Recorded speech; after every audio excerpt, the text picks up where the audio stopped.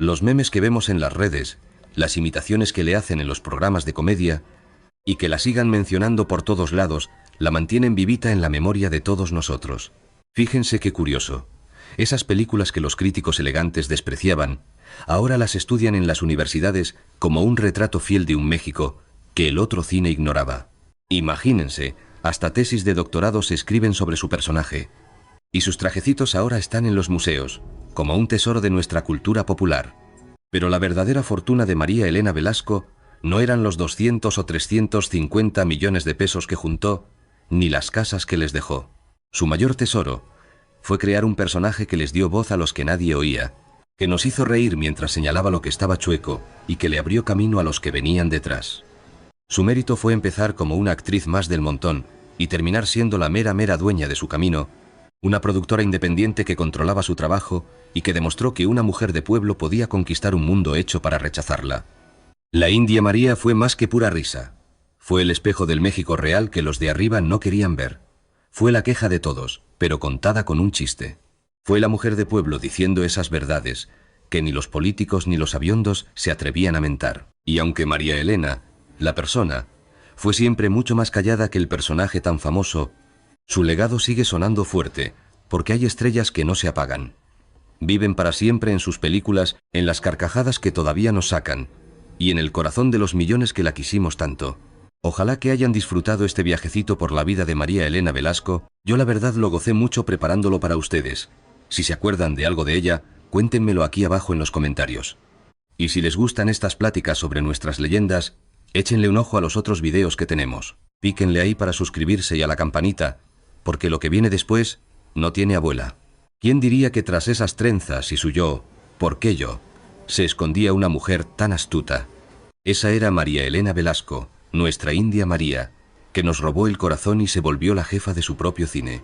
Viniendo de muy abajo, llegó a ser la que escribía, producía y mandaba en sus películas. Verán qué de cosas hay que contar. Hizo reír a medio México mientras, calladita, levantaba su propio imperio. Esta historia, fíjense, arranca en Puebla. Allá nació María Elena un 17 de diciembre de 1940. Ya saben cómo es Puebla, con su talavera por todos lados y sus costumbres de antes muy de guardar. En ese entonces, si eras mujer de familia humilde, tu destino era casarte y se acabó. No había de otra. Ella venía de gente sencilla, con la sangre de nuestra tierra muy presente, y eso siempre lo llevó con orgullo. Le tocó crecer en aquel México donde los de dinero y los de a pie no se mezclaban, y para una mujer, ser artista era un sueño guajiro. En los años 40, Puebla no era la ciudad que es hoy. Apenas 200.000 habitantes, muchos trabajando en las fábricas de telas por una paga de miseria. Se vivía de la talavera y de lo que se cosechaba en los ranchitos de alrededor para irla pasando. Su familia era de una colonia obrera, donde la pobreza, más que vergüenza, era cosa de todos los días. Era el pan de cada día para la mayoría de los vecinos. ¿Qué les cuento? Imagínense la estampa: casita de adobe, techo de lámina, y de comer pues frijolitos, tortilla y chile. La ropita se heredaba, y en la escuela pública había hasta 50 chamacos por salón. Era ese México donde a las niñas de pueblo les dejaban claro desde chiquitas que su lugar estaba hasta abajo. Pero a María Elena, la pobreza no le pudo quitar lo más valioso que traía dentro. Tenía un don para la artisteada y un ojo de águila para ver cómo era la gente, con todo y sus cosas. De niña, imitaba igualito a las marchantas del mercado, con todo y sus gritos para el regateo. O a las señoras elegantes que pasaban de largo, haciéndose como que la Virgen les hablaba para no ver a los pobres. Y hasta las maestras que consentían a los niños de familia con lana. ¿A poco no se acuerdan de eso?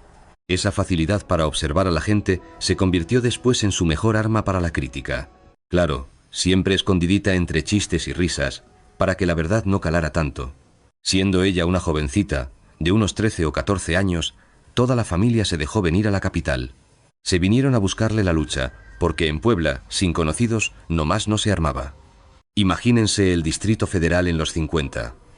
Ya era un mundo de gente, casi 3 millones. Por un lado, el lujazo de las lomas, y por el otro, las vecindades del centro, donde la gente vivía amontonada. Ahí estaban los famosos estudios Churubusco y los Clasa, el sueño de cualquiera. Y claro, los teatros del centro, donde se presentaban las grandes figuras. Ahí estaba la verdadera oportunidad para poder ser alguien en el ambiente, pero también había un clasismo terrible. Al de provincia, al de rasgos indígenas o al pobre, los veían para abajo. María Elena estudió en escuelas de gobierno de la capital, donde te enseñaban lo básico. Lo bueno es que no costaban. De escuelas de actuación de paga, ni soñarlo, carísimas. ¿Pues de dónde sacaban? Ella aprendió a actuar en la calle, fijándose en la gente de a de veras, en sus gestos y sus tonos. De ahí agarró ese colmillo que no te da ninguna escuela, porque ese, amigos, te lo da la vida. Para los 50 y 60, a nuestra época de oro del cine, ¡ay! Ya se le estaba acabando el gas. Los estudios que antes hacían películas a montones para toda Latinoamérica, de repente producían bien poquitas y con presupuestos todos recortados. Ya no era igual. Nuestros ídolos, como el gran Pedro Armendáriz, don Jorge Negrete o nuestro Pedrito Infante, o se nos hacían mayores o de plano se nos iban, y no se veía un relevo claro. Y para acabarla, llegó la televisión a robarle la gente al cine. Pues era gratis y en casa. Era una época muy dura para abrirse paso. Y si eras mujer, de origen humilde y con cara de nuestra gente, entrarle al mundo del cine era, de plano, una misión imposible. En ese entonces, los directores y los productores andaban buscando puras actrices güeritas. Para ser estrella antes, se necesitaba apellido extranjero y parecer artista de Hollywood. ¿Se acuerda usted? Y pues María Elena, con todo respeto, no daba el tipo para nada. Era chaparrita, fíjese, de 1,50, bien morena y con su carita de nuestros pueblos, que los productores de antes creían no lucía en cámara. Era, pues, todo lo que en el cine de esa época no querían ni ver. Empezó con puros papelitos de nada, a finales de los 50, en películas que ya ni nos acordamos. Salía de extra, nomás pasando por atrás, o de muchacha sirviendo el cafecito sin decir, ni esta boca es mía. Personajes sin nombre que se veían un parpadeo en la pantalla y adiós. Le pagaban de 50 a 100 pesos por matarse filmando más de 12 horas, lo que hoy serían como 800 o 1.600 pesos. Con eso apenas si le alcanzaba para el camión a los estudios y para comer algo en el día. Pero donde de verdad se curtió por años fue en el teatro de carpa. Ah, el teatro del pueblo. Pura comedia y música para la gente trabajadora que no iba a los teatros elegantes. Se armaban con 4 palos y una lona en cualquier terreno, y la entrada costaba unos cuantos pesos para que fuera toda la familia. Ahí el público era un escándalo, muy metiche. Y si un artista no les gustaba, pobrecito, lo bajaban del escenario a puros chiflidos. Ahí María Elena agarró un colmillo tremendo. Si la gente no se reía, ella no comía al otro día, así de claro. Así se la pasó todos los años 60, en papeles chiquitos, sin que nadie la ubicara por su nombre o su cara. Puras películas hechas al vapor en 2 semanas y que nadie volvió a ver. También salía un ratito en la tele, en esos sketches de comedia que pasaban. El teatro popular pagaba una miseria, pero le dio tablas. Sacaría al mes de 500 a 1.000 pesos, que hoy serían de 8.000 a 16.000 pesos. Vaya, el sueldo de cualquier obrero que se mataba trabajando. Pero ella, muy calladita, observaba y aprendía. Estaba cocinando el personaje que le cambiaría la vida. Se dio cuenta de que el cine se olvidaba por completo de la gente humilde, de los millones de mexicanos de pueblo que no se veían en la pantalla. Y si aparecían, era de burla, el borrachito, el sirviente sonso. Nunca eran los meros buenos de la historia. Fue en 1969, con sus 29 años, que creó al personaje que la hizo inmortal, la India María. Una mujer de rancho que llegaba a la ciudad y se topaba con el desprecio, pero con una astucia tremenda detrás de su aparente inocencia. Con sus trenzotas y su vestido típico, hablaba ese español mocho del que se burlaban los ricos, pero siempre les ganaba la partida. Y de ahí, al estrellato. El momento que lo cambió todo fue en 1972, cuando ella misma produjo y protagonizó Tonta, tonta, pero no tanto. Esa fue la película que rompió esquemas, con la India María como la mera estrella por primera vez en el cine. Y no crea usted que fue una producción de esas carísimas de los grandes estudios. ¿Qué va? Fue un proyecto hecho con las uñas, que ella misma sacó adelante con una terquedad y una visión admirables. Y eso, cuando nadie en el cine daba un centavo por una película con una mujer de pueblo como protagonista. Conseguir el dinero fue una verdadera batalla contra la cerrazón de la gente. Los productores de siempre le dieron un portazo en las narices. Ni siquiera la tomaron en serio. Juraban que el público no iba a pagar un boleto para ver a una indita de protagonista. Decían, con un desprecio que ni disimulaban, que su personaje nomás servía para chistes de 5 minutos en la tele. que no aguantaría una película completa de 90 minutos, que la gente se iba a aburrir. Su cuento era que los ricos no la verían y que los pobres no tenían con qué llenar las salas de cine. Así que María Elena se movió por su cuenta, buscando a quien sí quisiera arriesgarse donde los grandes no quisieron. Al final juntó entre 500.000 y 800.000 pesos de aquel entonces, que hoy serían como 8 o hasta 12,8 millones de pesos. Una bicoca si lo comparamos con lo que costaban las películas de La Doña o de doña Silvia Pinal. Pero con eso alcanzó para hacer algo decente, con gente que sabía su trabajo, con buenos actores de reparto y filmando en lugares sencillos. Y así fue tonta, pero no tanto. Se estrenó sin hacer mucho ruido en 1972, en puros cines de barrio. Nada de estreno de gala en Bellas Artes. Tampoco fueron los críticos famosos de los periódicos a echarle porras. Fue un estreno sencillito, que los mandamases del cine ignoraron, nomás esperando a que fracasara para poder decir "se los dije". Pero entonces pasó algo que nadie se esperaba, algo que cambió las reglas del juego en el cine. La gente de a pie, nuestra gente, abarrotó las salas de cine, comprando boletos sin parar. Familias completas iban a verse por fin en la pantalla, y se veían con dignidad. Se carcajeaban con chistes que les sonaban, porque eran de su vida, de lo que pasaba diario. Esos patrones abusivos, los políticos de siempre que se quedaban con la lana del pueblo. La discriminación por ser pobre o de origen humilde. La India María les cantaba sus verdades, pero lo hacía con esa carita de "yo no fui", con una ingenuidad que era puro colmillo. Fue un trancazo en taquilla, vendiendo entre 5 y 8 millones de boletos solo aquí en México. Con el boleto a unos 5 pesos de los de antes, juntó entre 25 y 40 millones. Ya después de pagarle su parte a los dueños de los cines y a los distribuidores, a los productores les quedaba más o menos entre el 40 y 50% de ese dineral. A María Elena, como la mera, le tocaron entre 10 y 20 millones de pesos limpiecitos. Y pensar que apenas unos años atrás a la pobre le pagaban unos tristes 500 pesitos al mes por salir de extra. Imagínense nomás el cambio. Con ese éxito, de volada produjo la segunda, El amor de la India María, en 1973. La formulita era la misma, barata de hacer, con humor que le tiraba a los de arriba. La India María, otra vez contra las injusticias. Y cómo no, fue otro exitazo. Vendió entre 4 y 6 millones de boletos, y ella se llevó otros 8 a 15 millones de pesos. En un par de años, ya tenía una fortuna que la ponía junto a las más grandes de México. Y así se la llevó en los 70s, sacando 1 o 2 películas por año, cada una un éxito. La presidenta municipal, ni de aquí ni de allá. ¿Se acuerdan? Un éxito tras otro. En esos años, por cada película se embolsaba entre 5 y 15 millones de pesos. Si hacía 2 al año, sus ganancias andaban entre los 10 y 30 millones anuales. Una millonada para la época. Pero el secreto de María Elena era que ella era la jefa de todo. La producción, la historia, el personaje, cómo se repartía, no como otros que dependían de los estudios. Ella era independiente, por eso le tocaba la rebanada más grande del pastel. Una jugada maestra. Pero bueno, ¿de cuánta lana estamos hablando en realidad? ¿Cómo vivía la mujer detrás del personaje que todos queríamos? Agárrense del asiento. La fortuna de la India María. María Elena Velasco juntó un verdadero dineral en su carrera. Porque no solo era actriz, ella era la dueña de todo el negocio que ella misma había inventado. Otras actrices nomás cobraban su sueldo y ya, pero María Elena no. Ella era productora y escritora, así que cobraba por todos lados. Allá en los 70s, sus ganancias al año llegaban a ser de entre 10 y 30 millones de pesos de aquellos. Con ese dinero se codeaba con los más ricos y famosos de todo México.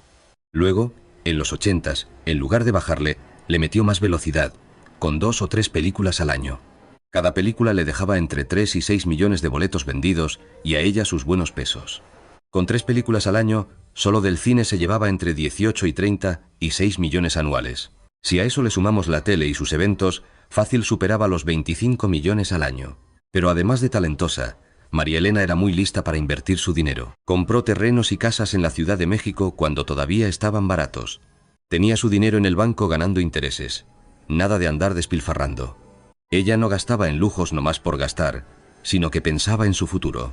Ya para los 90s, aunque hacía menos películas, como una al año, seguían siendo un éxito. Cada una le dejaba sus buenos 8 a 15 millones de pesos a María Elena. Y ni hablar de lo que ganaba por las repeticiones en la tele. ¿Cuántas veces las vimos? Por la pura tele, En los 90 se llevaba de 2 a 5 millones anuales. Calculan que su fortuna de 4 décadas anda hoy entre 200 y 350 millones de pesos, ya con la inflación, y eso sin contar sus casas, negocios o los derechos del personaje que dejó a su familia. Pero lo más valioso que tuvo María Elena, fíjese, no fue el dinero ni las propiedades, sino ser la dueña y señora de la India María. Ella decidía todo sobre su imagen y aprobaba hasta el último producto. Este control le dejaba buenas ganancias, pues las marcas querían usar a su personaje para vender, con contratos que le pagaban de 50.000 a 200.000 pesos por usar la imagen en aquellos tiempos. Las casitas de una estrella muy discreta, las propiedades de María Elena Velasco mostraban que le iba bien, pero que prefería la tranquilidad y la vida en familia.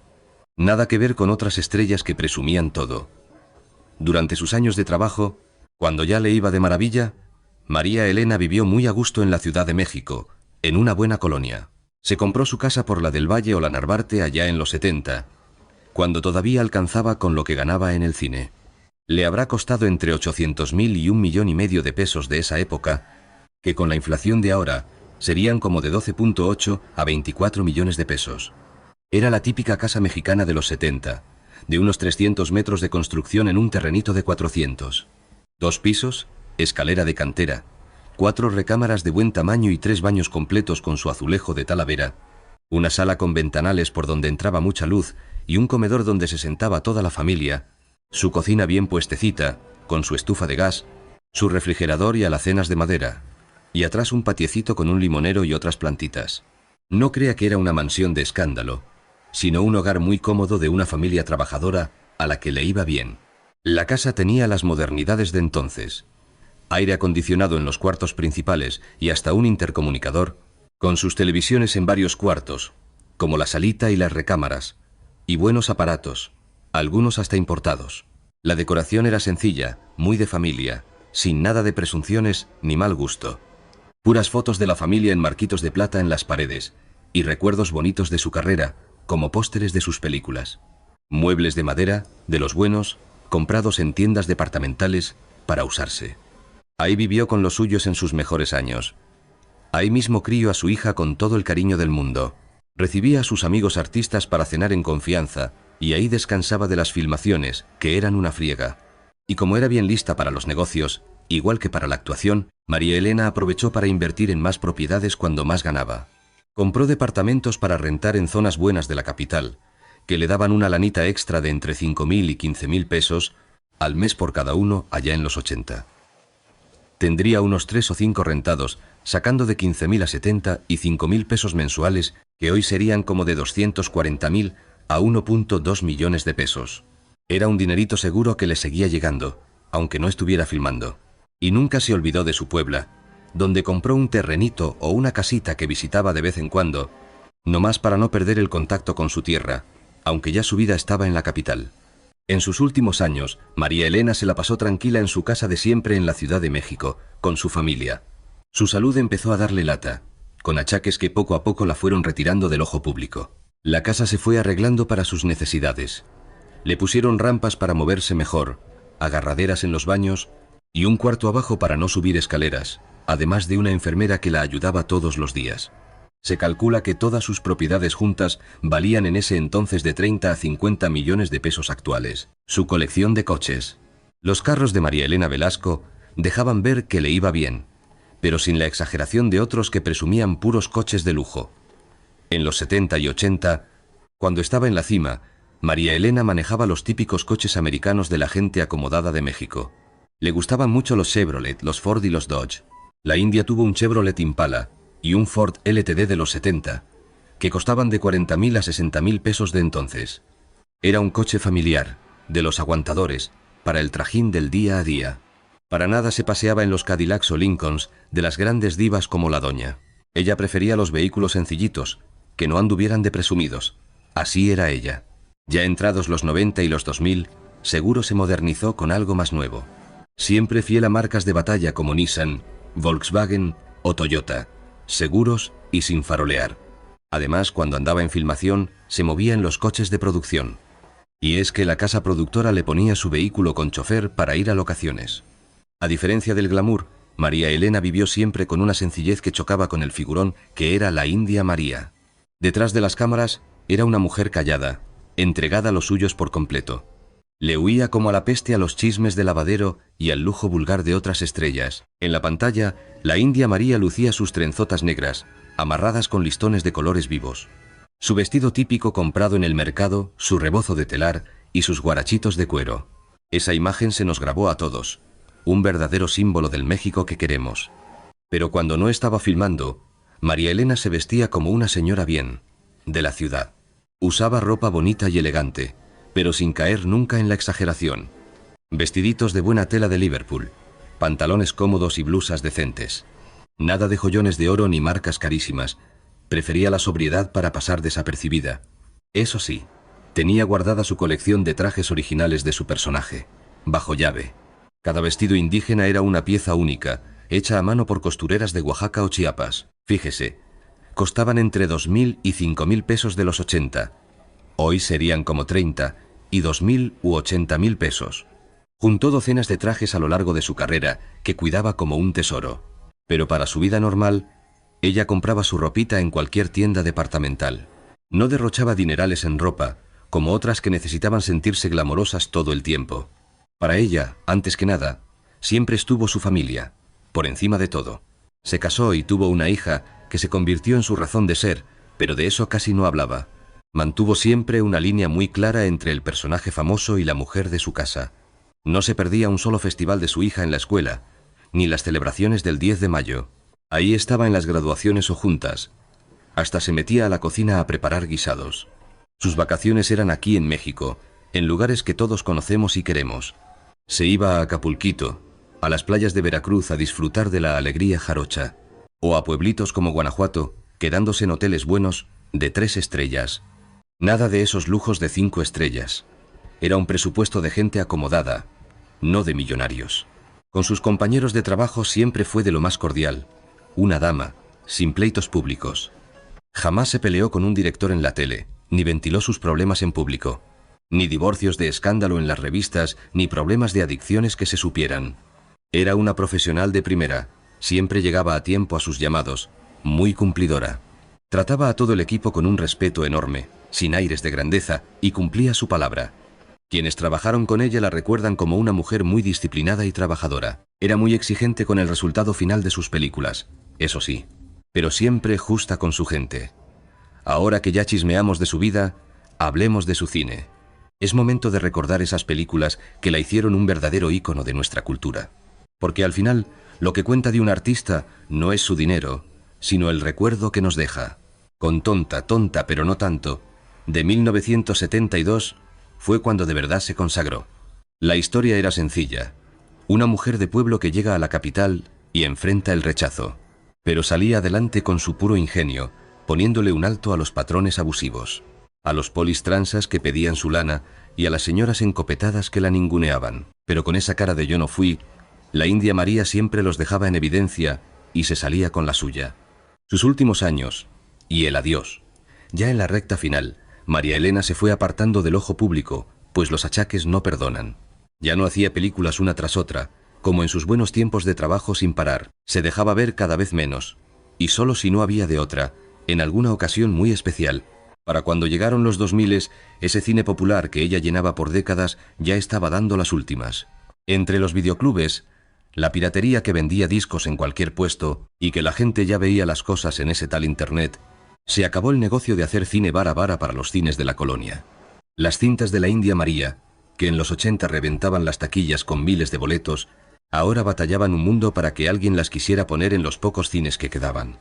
La chamacada nueva nomás quería ver las películas gringas con sus efectos modernos.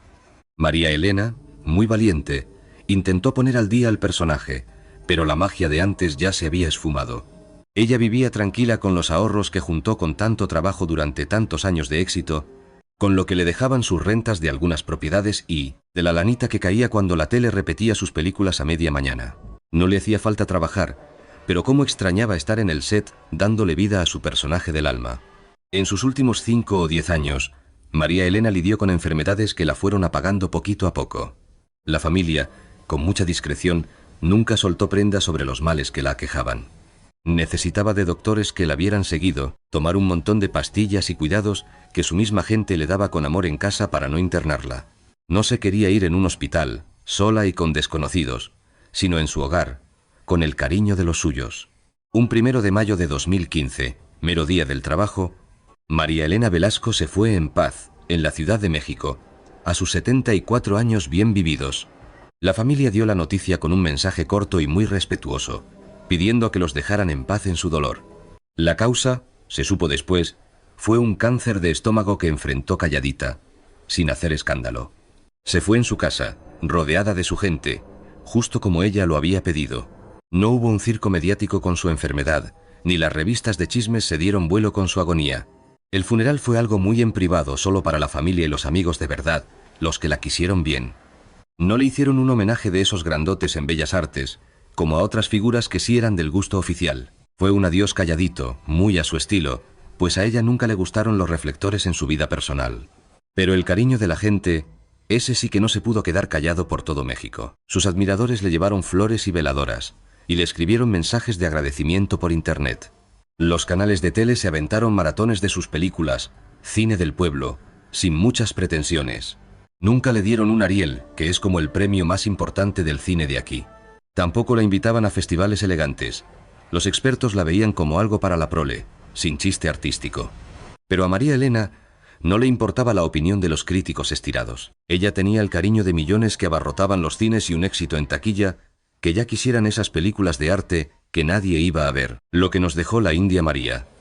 El legado de María Elena es cosa seria, y muy importante para la gente de México y de por acá. Antes de que ella llegara, en el cine mexicano la gente de los pueblos originarios ni existía. Y si salían, era para burlarse de ellos, no más. María Elena creó un personaje que le dio rostro a los olvidados, pero con dignidad, chispa e inteligencia. Para tantas generaciones de gente humilde y de origen indígena, la India María fue verse por primera vez en la pantalla grande como los buenos de la historia. Fue decirles, ustedes también valen. Sus películas, sin tanto rollo, ponían el dedo en la llaga del racismo que siempre ha existido aquí. Ese clasismo de todos los días que se veía tan normal, y la corrupción de los políticos que el gobierno prefería no ver. Lo hacían con un humor tan del pueblo que la verdad, aunque doliera, entraba con una buena carcajada. En cada cinta, la India María nos ponía enfrente lo que millones pasábamos, como el patrón que pagaba una miseria diciendo, así es la vida. El político que se embolsaba el dinero para los pobres, o el policía que te pedía pal refresco para no inventarte un delito. Y claro, la señora de sociedad que trataba a la muchacha como si fuera un mueble más, sin ningún derecho. Los intelectuales muy estudiados que veían sus películas por encima del hombro, como algo corriente, no se daban cuenta de que eran una crítica social mucho más efectiva que su cine de arte, que nomás veían ellos. Millones de nosotros entendíamos el mensaje clarito sobre las injusticias, mientras nos reíamos a gusto viéndonos en ella. La India María hacía lo que ellos no podían. Le llegaba directo al pueblo que necesitaba que alguien validara sus penas de diario. Era una lección de vida mucho más clara que cualquier libro empolvado en una biblioteca de universidad. Hoy, a más de una década de que María Elena nos dejara en el 2015, su India María sigue tan viva como siempre aquí en México y con nuestra gente del otro lado. Sus películas las siguen pasando a cada rato en la tele y en YouTube tienen miles de vistas. Ahora los nietos las ven por primera vez con sus papás, que se las ponen con un cariño.